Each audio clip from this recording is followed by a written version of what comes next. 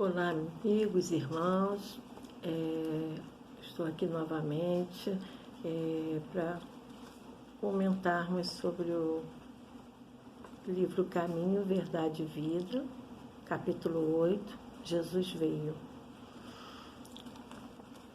Mas aniquilou-se a si mesmo, tomando a forma de servo, fazendo-se semelhante aos homens. Paulo, Filipenses, capítulo 2, versículo 7. Muitos discípulos falam de extremas dificuldades por estabelecer novas obras nos serviços de confraternização evangélica, alegando o estado infeliz de ignorância em que se compraz imensa percentagem de criaturas da terra. Entretanto, tais reclamações são justas, não são justas. Para executar sua divina missão de amor, Jesus não contou com a colaboração imediata de espíritos aperfeiçoados e compreensivos, e sim aniquilou-se a si mesmo, tomando a forma de servo, fazendo-se semelhante aos homens. Não podíamos ir ter com o Salvador em sua posição sublime, todavia o Mestre veio até nós, apagando temporariamente a sua auréola de luz, de maneira a beneficiar-nos sem traços de sensacionalismo. O exemplo de Jesus, nesse particular, representa lição demasiado profunda. Ninguém alegue conquistas intelectuais ou sentimentais como razão para desentendimento com os irmãos da terra. Homem algum dos que passaram pelo orbe alcançou as culminâncias do Cristo. No entanto, vemo-lo à mesa dos pescadores, dirigindo-se fraternalmente a meretrizes, ministrando seu derradeiro testemunho entre ladrões. Se teu próximo não pode alcançar-se ao plano espiritual em que te encontras, podes ir ao encontro dele, para o bom serviço da fraternidade e da iluminação, sem aparatos que lhe ofendam a inferioridade.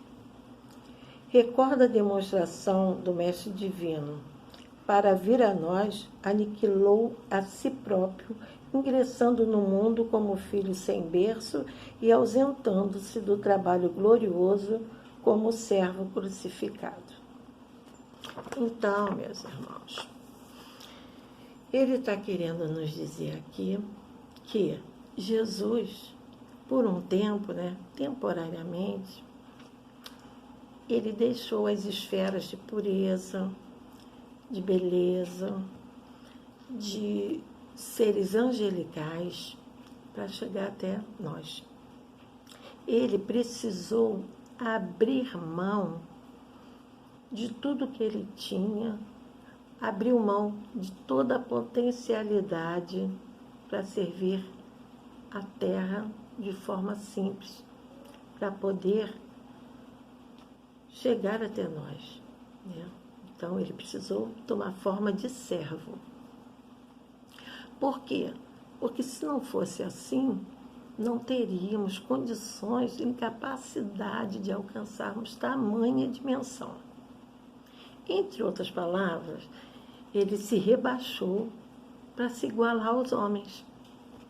Se formos pensar na última ceia, enquanto seus discípulos discutiam entre si qual deles era o maior, ele se fez de servo, ajoelhou-se e lavou os pés deles.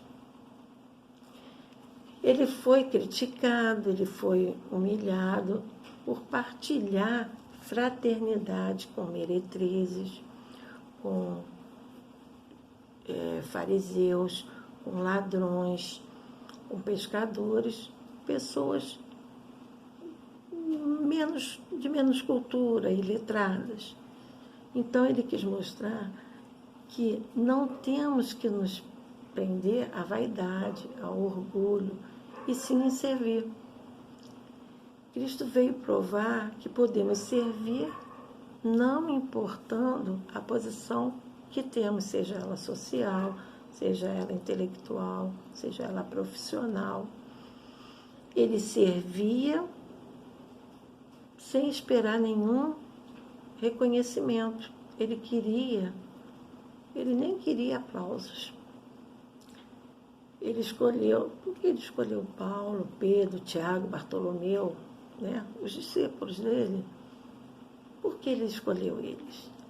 Porque ele achava que eles não tinham muita evolução espiritual e precisava disso. Então Jesus os escolheu para germinar a semente que estava dentro do coração de cada um, né? Então precisava colocar, falar e explicar a forma de fraternidade, de humildade, de amor que eles não tinham muito, eles pensavam mais nas coisas materiais, né?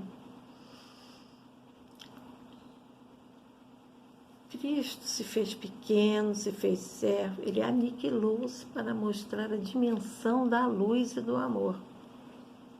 Enfim, Jesus nasceu sem berço, nasceu numa manjedoura, mas saiu pelos braços da cruz e iluminou o mundo.